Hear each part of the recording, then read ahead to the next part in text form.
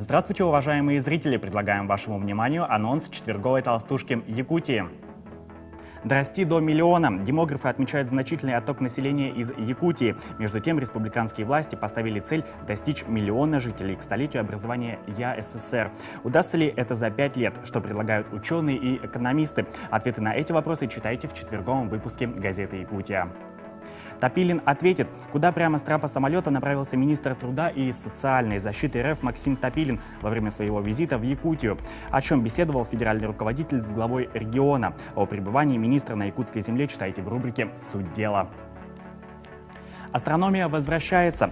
В школьное расписание вернутся уроки астрономии. Об этом заявила новый министр науки и образования РФ Ольга Васильева. Также в первые дни на посту она заявила, что теперь в приоритете будут учителя, и обозначила основные направления своей деятельности.